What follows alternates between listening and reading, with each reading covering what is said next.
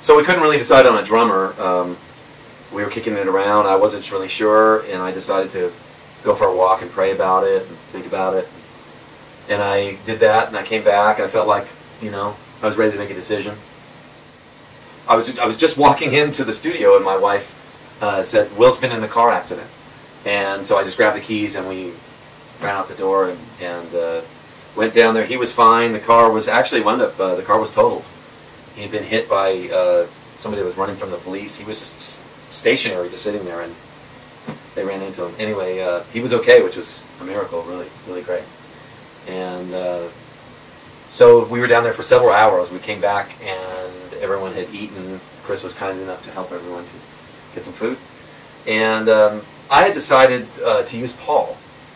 And so, you know, we met together. We took the pictures, and everything was great.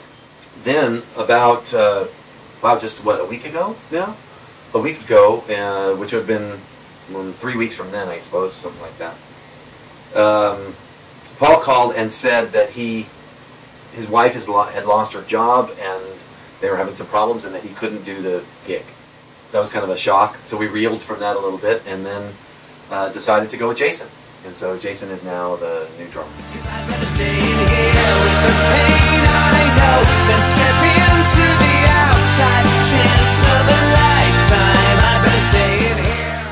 Bill Hubauer. Bill, he's an awesome guy, and he's going to be playing everything known to man, I think. We're going to try and work in all of his instruments, and that will be a great challenge to do. So yeah, Bill is on board, and he's going to be amazing, I know. I can see clearly now the rain is gone. I can see all the obstacles in my way. I started playing clarinet in 4th grade. I quickly became one of those kids that had to play everything. I wanted to learn the saxophone, then the guitar and piano. I think really keyboards were the most interesting thing to me. Very mysterious sounding groups like Genesis and Yes and Kansas did some really interesting things that really captured my imagination at that age.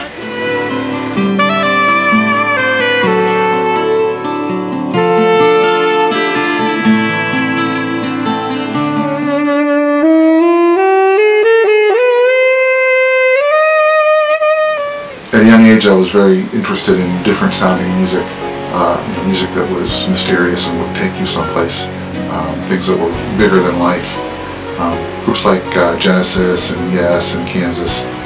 But I listened to all kinds of music back then. I'd be listening to Molly Hatchet or Leonard Skinner one minute, and the next minute be listening to Emerson, Lake and Palmer or Gentle Giant. It really takes all kinds of influences.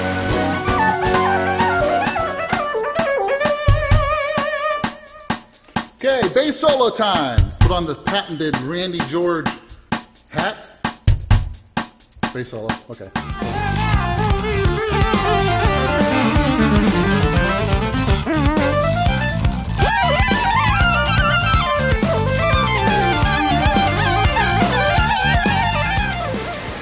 Ever since I first heard Spock's Beard, I can't remember a time when I didn't want to play with Neal. Neal's the king of melodies in my book. I know it's kind of sappy, but I'm one of those people that will, tear up over a beautiful melody. And I think Neal has probably had me in tears more than just about any other composer. I just can't believe that I'm going to be able to help recreate his music for an audience. It's just amazing.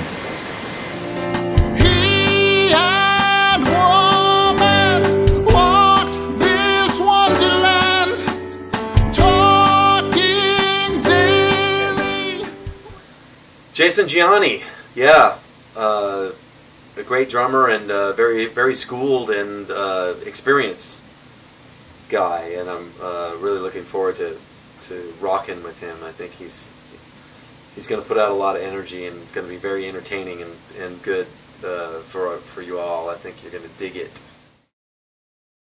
It's easy to see the sky is falling.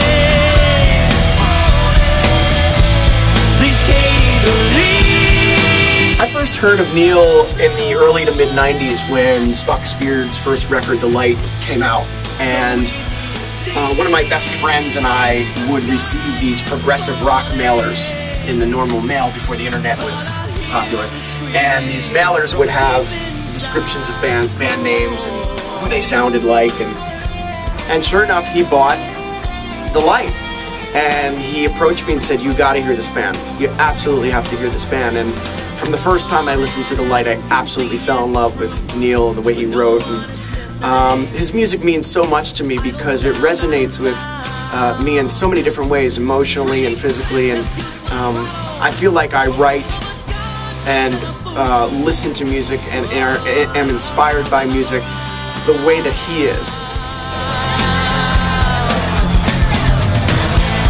It's easy to see the sky is falling. Please can't you believe the world's so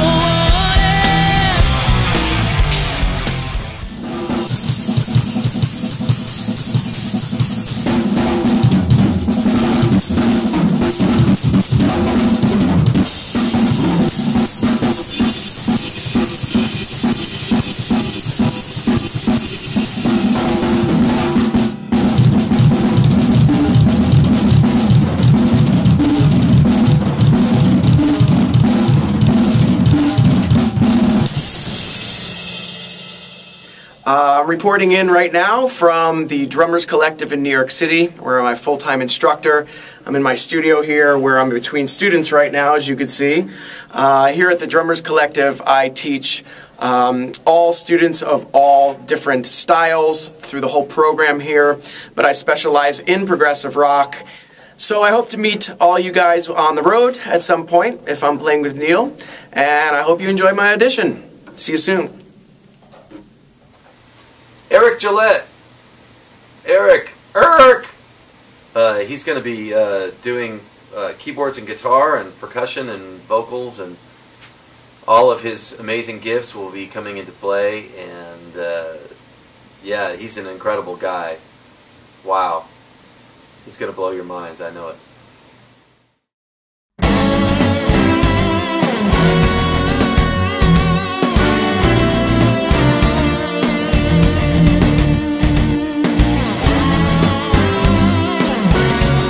I started playing music when I was 4 years old. I started playing piano. I took lessons for 4 years. I picked up the guitar at 12. My dad and my aunt would show me a few chords and things, and I would sit in with my aunt with some of the groups she plays with. They play bluegrass music, so I would kind of pick along and try to pick up some stuff and learn some things from them. I wanted to audition for Neal Morse because it is an incredible opportunity. And to get to play that kind of music is really what I've always wanted to do. And to get to play with people like Neal and Randy and Mike is just phenomenal. Mike Portnoy is actually how I found out about Neal. I've been a big fan of Mike for a long time, and I follow what he does, and I think I read on his website that he was playing with someone named Neal Morse. So I looked him up, and that's when I started to get into Neal and his music and find out what he's all about.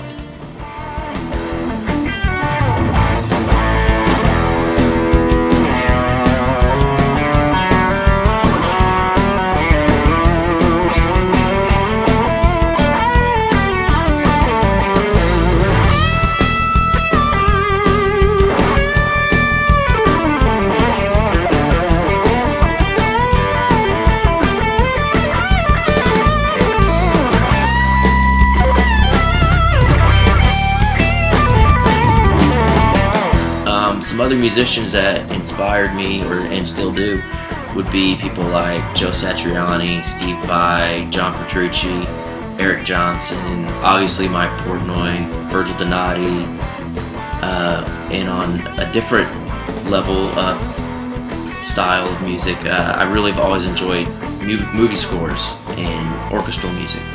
People like James Newton Howard and Thomas Newman, I've always really enjoyed, what they do as well.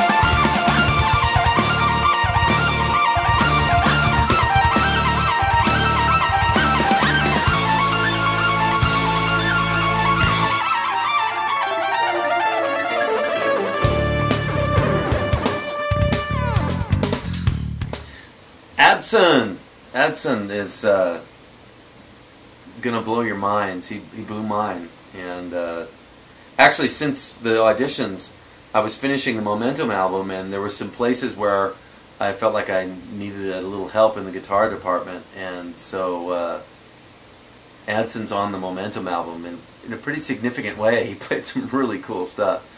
So yeah, Adson's amazing. Our Brazilian friend.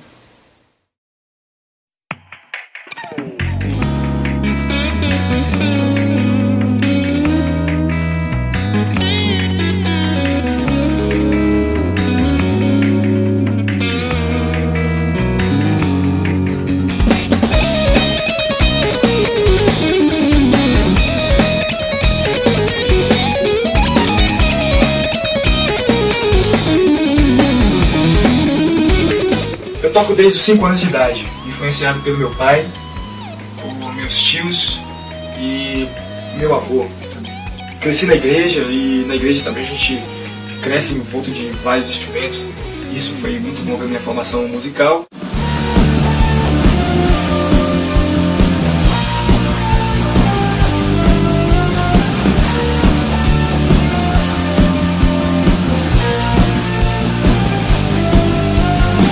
Tô respirando, eu acordei.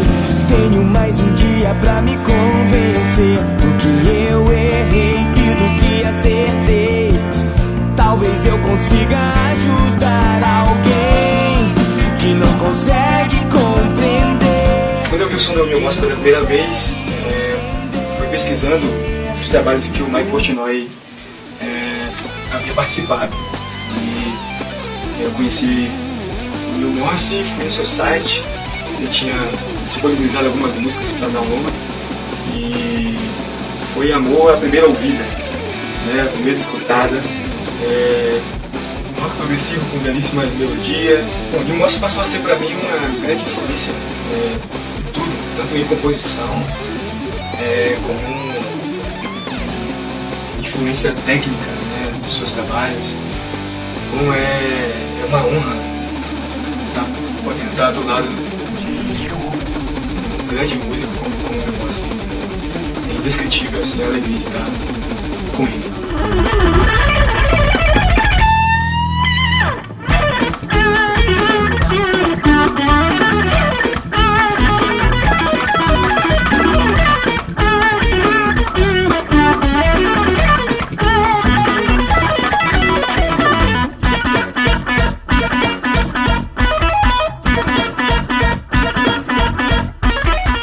So we chose Bill Hubauer, and Eric Gillette, and Adson Sodre,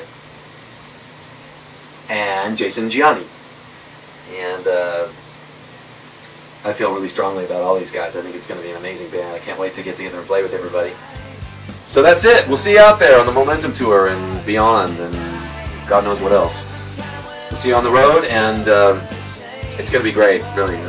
You don't want to miss this one. If you miss this one, you're blowing it, man.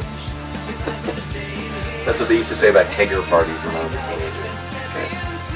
Alright, that's it. See ya.